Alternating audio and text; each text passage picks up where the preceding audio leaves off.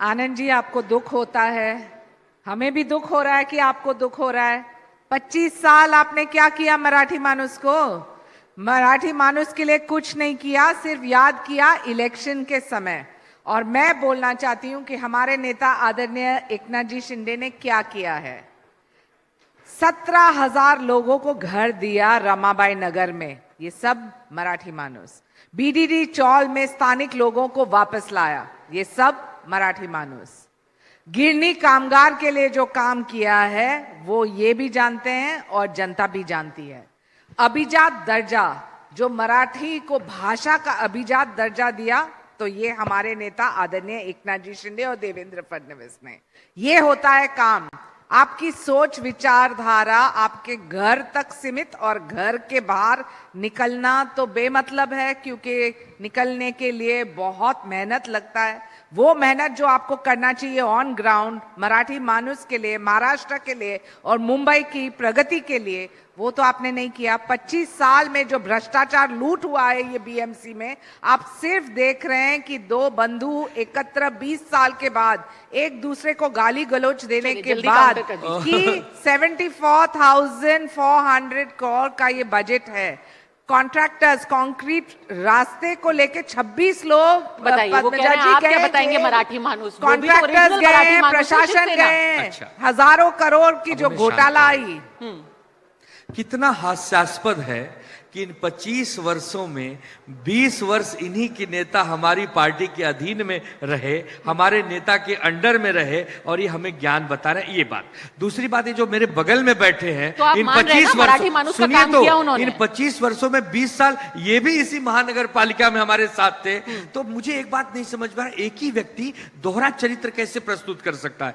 या तो ये कहें कि हाँ, जब तक हम आपके साथ थे आप बहुत बढ़िया थे, या तो ये कहें कि हम आपके साथ इसलिए थे क्योंकि आप बढ़िया नहीं थे। तो ऐसा आप भी कह दीजिए ना फिर भाई, जब इनके साथ कर रहे थे और काम हो रहा था बीएमसी में, तब आप कह रहे हैं वो सारे मलाई मेरी नहीं, और सारा ब्लेम उनका। नहीं, बीएमसी में पिछले 30 वर्षों से लगातार जनता हमें चुन के क्यों दे रही है? दो सवाल का आप जवाब बहुत बड़ी दीजिए देश एंकर आनंद हैं, जी। आप मुझे इसका दो जवाब सवाल का जवाब दीजिए। इस कोई हमें मुंबईकर को आशीर्वाद पर 25 आशीर्वाद साल दे में रहा है, कंक्रीट चुनकर रोड, भेज रहा है। ये क्या खड्डे किसी को मुक्त बरगला के मुंबई, आपकी सोच विचार पे क्या थी? क्या सिंपल डेटा दे देती हूँ। जो पिछला बीएमसी का चुनाव था उसमें कुछ तो वजह होगी, अगर उस वक्त तो खैर शिवसेना साथ में थी, कुछ तो वजह होगी कि यही मुंबई के मानुस ने एक ऐसी स्थिति बनाई कि भारतीय जनता पार्टी, जिसको आप कह रहे हैं कि उनकी वक्र दृष्टि पड़ रही है मुंबई के आदमी के ऊपर, उनके और आपके बीच में सिर्फ 2 ही सीटों का और 1% का ही फासला था ना। तो वही मुंबई के ही आदमी ने इसी पार्टी को, जिसको आप कह रहे हैं कि ये आपका मुंबई खतरे में है, मुंबईकर खतरे में है, उसको तो मुंबईकर ही वोट डाला है ना। लेकिन क्या जरूरत पड़ जाती है, आप ये बताइए संजय जी। एक सेकंड। वैसे मैं एक बहुत अमेजिंग चीज आपको बताती हूँ कि जो लोग सबसे ज्यादा मराठी मानुस बात करते हैं, आकर के यहाँ पे आनंद दुबे जी उनका पक्ष रखते हैं या फिर एमएनएस की तरफ से वागीश जी आकर के, हमारे सब बंधु हैं हमारे, बट पक्ष वही रखते हैं। पीडीए की बात होती है तो कोई तिवारी जी आकर के पीडीए की बात होती है तो कोई तिवारी जी आकर के पीडीए का पक्ष रखना शुरू करते हैं। तो पॉलिटिक्स भी बड़ी अजीब सी चीज है। इस देश की खूबसूरती है। नहीं, पर ये खूबसूरती फिर आप मुंबई में क्यों नहीं देखते हैं? वही खूबसूरती जब मुंबई में होती है तो आप कहते हैं कि नहीं भाई, नॉर्थ इंडियंस को बाहर निकाल दो। यही खूबसूरती आप भी देखें ना आनंद दुबे जी, कि आप शिवसेना का पक्ष रखने के लिए यहाँ बैठे हुए हैं। खैर बताइए, क्या जरूरत पड़ती है? अभी लोग जैसे कि कह रहे हैं कि आप दिल्ली से नेताओं को क्यों बुला रहे हैं भाई? क्यों आकर के मनोज तिवारी यहाँ कैंपेन कर रहे हैं? क्यों आकर के अन्नामलाई कैंपेन कर रहे हैं? क्या मुंबई के नेता आपके कम पड़ गए हैं? सबसे पहले तो मैं एनडीटीवी के दर्शकों को नमस्कार करता हूं और आपने हमें बुलाया, अपना पक्ष रखने के लिए आपको धन्यवाद देता हूं। जैसे आपने कहा कि जैसे ही चुनाव आते हैं तो मराठी मानुस का मुद्दा जिंदा हो जाता है। चुनाव गए, मराठी मानुस समाप्त। मेरा सवाल सीधा एक है ठाकरे बंधुओं से। 25 साल उनकी सत्ता रही, मुझे एक ठेकेदार ऐसा बता दे मराठी मानुस जिसको उन्होंने बड़ा किया हो, पहली बात। दूसरी बात, मुंबई का विकास करने के लिए, मुंबई में जो 25 साल में कुछ नहीं हुआ, वो माननीय देवेंद्र फडणवीस जी के नेतृत्व में आज मुंबई विकसित हो रहा है। और इसको हमें कोई बताने की जरूरत नहीं, दिख रहा है जगह जगह पर। कोस्टल रोड हो, मेट्रो का जो नेटवर्क है, अनेक इंफ्रास्ट्रक्चर के काम, अटल सेतु। आज कोई सोच सकता था कि हम पनवेल 1 घंटे में जा सकते हैं? ये एक दूरदृष्टि विजनरी लीडर का काम है। और वो मोदी जी के नेतृत्व में माननीय देवेंद्र फडणवीस जी, एकनाथ शिंदे जी उसको निभा रहे हैं। और ये मुंबई की जनता बिल्कुल जानती है। अब बात करें हम उत्तर भारतीयों की, ये कह रहे हैं कि उत्तर भारतीयों की हितैषी है। आनंद जी, मुझे आपको याद है कोविड के काल में उत्तर भारतीयों के साथ क्या हुआ था? कड़ी धूप में, नियोजन शून्य की वजह से बेचारे को कड़ी धूप में अपने बोरिया बिस्तर लेकर के गांव की तरफ जाना पड़ा। तब कहां थे उद्धव ठाकरे? तब उनको याद नहीं आई कि वो भी हिंदू है। आज हिंदुत्व का मुद्दा उठा रहे हैं। इनका दोगलापन है, ना ये हिंदू है ना मराठी हितैषी है। ये सिर्फ और सिर्फ अपना अस्तित्व शून्य हो गया है दोनों भाइयों का, उसमें से उभरने का प्रयास है। और मराठी मानुस ये बिल्कुल जानता है कि न भाषा, न प्रांत, न सीमा पर राजनीति हो सकती है। मैं आपसे एक सवाल पूछता हूं, यहां बैठे हुए जेनजी जनरेशन है, इसमें से कोई बैठा हुआ एक मराठी मानुस अमेरिका की कंपनी के लिए काम कर रहा है, आप बाउंड्री कैसे बांध सकते हो? परप्रांति कैसे बोल सकते हो? क्या जवाब है इनका? पर अस्तित्व का सवाल है ना। वो कह रहे हैं कि देखिए वो मुंबई में अस्तित्व ठाकरे बंधुओं का है। वो कह रहे हैं कि भाई गुजराती आकर के यहाँ पर हमें डोमिनेट कर रहे हैं, हमसे देखिए मुंबई छीन लेंगे। ऐसा है कि ना गुजराती डोमिनेट कर रहा है, ना उत्तर भारतीय डोमिनेट कर रहा है। अगर मुंबई देश की कमर्शियल कैपिटल है तो उसमें गुजरातियों का भी हाथ है, उत्तर भारतीयों का भी हाथ है, मराठियों का भी हाथ है। ये सामूहिक विकास है, बंटवारे की राजनीति। बागी जी, देखिए, बहुत समझदारी की बात यह है कि पद्मजा जी दिल्ली से यहाँ आई हैं। आनंद दुबे ने महाराष्ट्र की भूमि पर, मुंबई की भूमि पर उनका स्वागत किया, उनका विरोध नहीं किया। बाहर से आने वालों का हम विरोध नहीं करते, लेकिन अगर कोई हमारी चीजें छीनने के लिए आएगा, हमारे घर में घुस के हमारे घर पे कब्जा करने की कोशिश करेगा, तो हम उसको नहीं छोड़ेंगे। लेकिन अगर कोई मुंबई का विकास करने के लिए आएगा, मुंबई का डेवलपमेंट करने के लिए, महाराष्ट्र के लिए कोई विजनरी चीजें लेकर के आएगा, तो हम हमेशा उसके साथ खड़े होंगे, रेड कारपेट बिछा करके उसका स्वागत करेंगे। वो चाहे भारत के किसी भी प्रांत से हो, किसी भी भाषा का हो। तो ये जो अगर मगर की बातें हैं, देवेंद्र फडणवीस बना रहे हैं क्या? ये जो रोड बना रहे हैं, ये जो कोस्टल रोड बनाया है, ये गडकरी जी का प्लान है। कांग्रेस ने योजना बनाई थी और इम्प्लीमेंट गडकरी जी कर रहे हैं। आप अगर मगर करके कैसे क्रेडिट ले सकते हैं? शायना जी अपना पूरा क्रेडिट लेके चली गई। एक मिनट पद्मा जी, आपसे छीन कौन रहा है? जो आ रहा है मैं वहीं पे आ रहा हूँ, मैं वहीं पे आ रहा हूँ। मोरारजी देसाई ने पूरी कोशिश, एक मिनट शायना जी एक मिनट। मोरारजी देसाई मुंबई जब पूरा प्रांत था उसके मुख्यमंत्री थे। गुजरात और महाराष्ट्र अलग हुआ, मोरारजी देसाई ने पूरी कोशिश कर ली कि मुंबई को छीन लिया जाए। 107 लोगों ने मुंबई को बचाने के लिए अपना बलिदान किया। अभी नरेंद्र मोदी जी अपने भाषण में लगातार कहते हैं कि मुंबई गुजरात के लिए बहुत जरूरी है। इसलिए जरूरी है कि मुंबई बिजनेस का सेंटर है, इसलिए जरूरी है, इसीलिए जरूरी है। और इसीलिए बुलेट ट्रेन बनाई जाने की, इसीलिए बुलेट ट्रेन जो बनाई जा रही है, बुलेट ट्रेन जो चलाई जाने की योजना बनी है, वो मुंबई को ध्यान में रख के।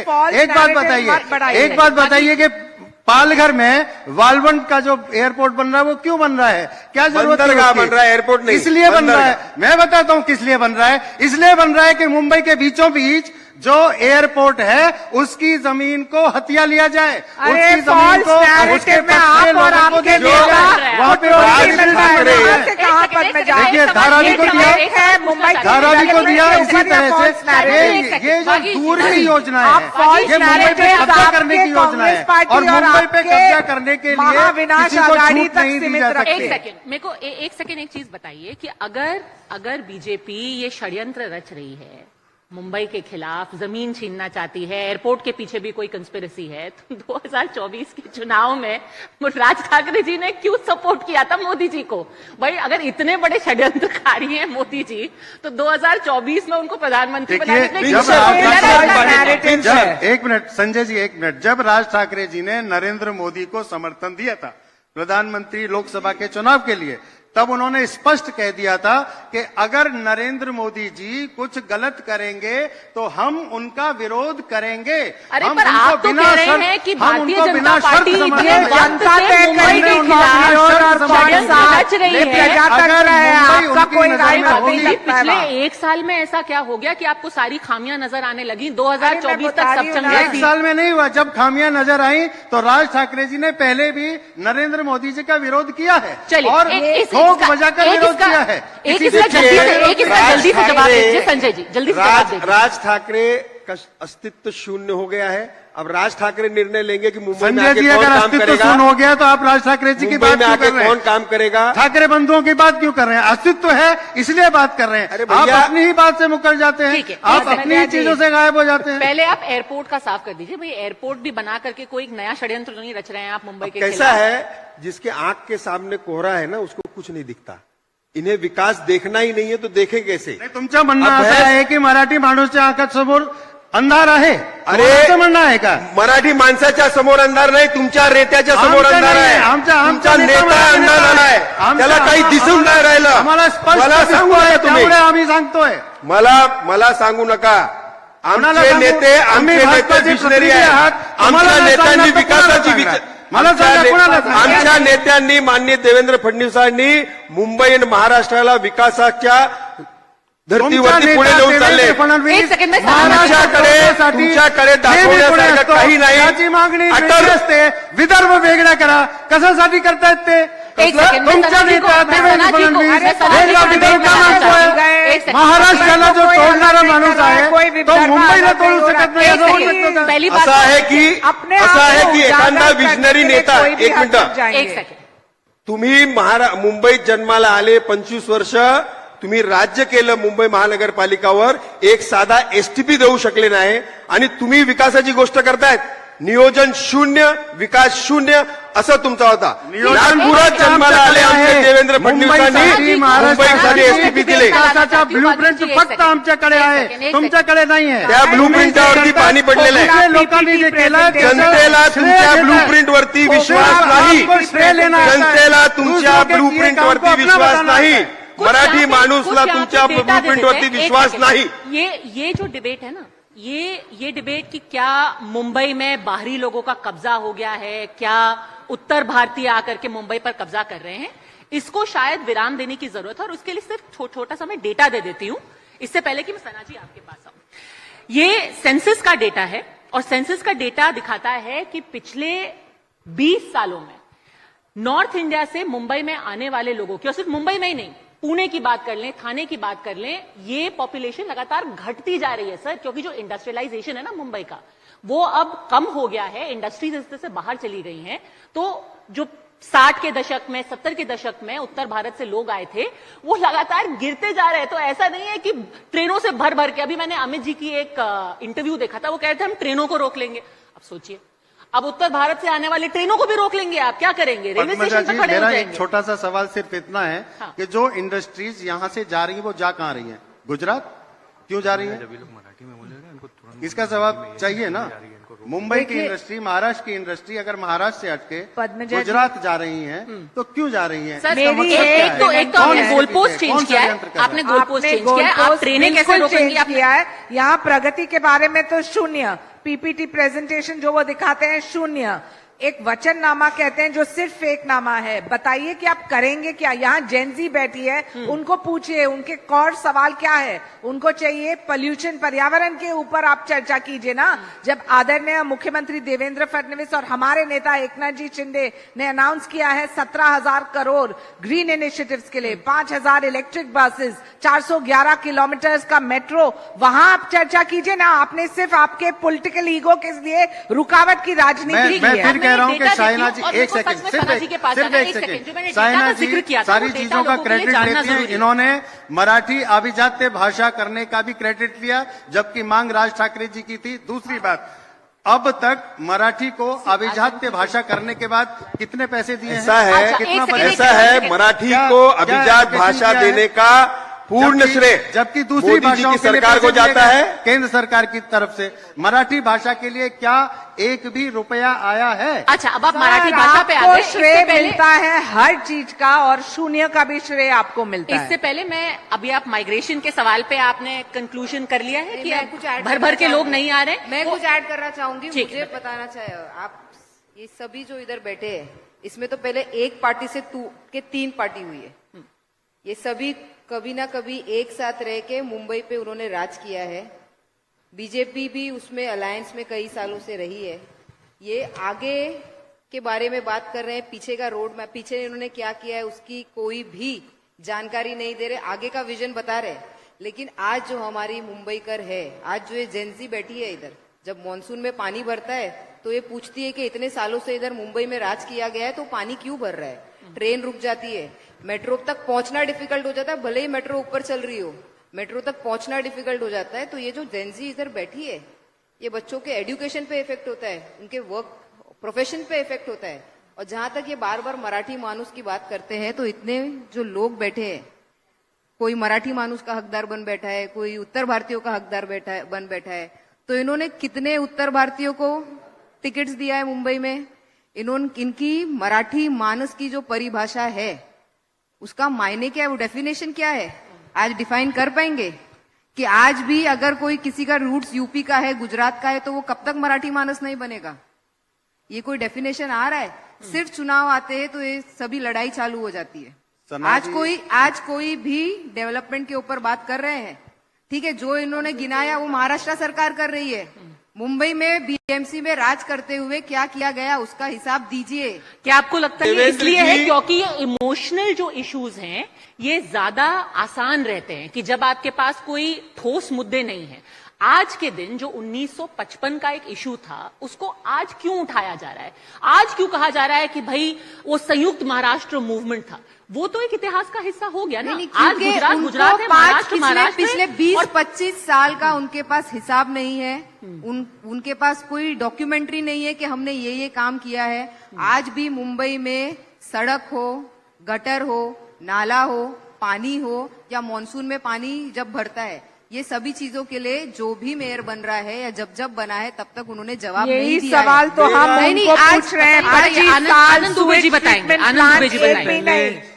उनको सिर्फ एक सवाल पूछिए, 25 साल एक सुएज ट्रीटमेंट प्लांट क्यों नहीं है? एक एक देखिए ऐसे डिबेट उसमें आप भी कई सालों तक साथ में थे। जब आपके पास एक सेकंड, आनंद जी ये बताइए, पूरा देश देख रहा है, पूरी दुनिया देख रही है, ऐसे नहीं, प्यार से सबको समय मिलेगा।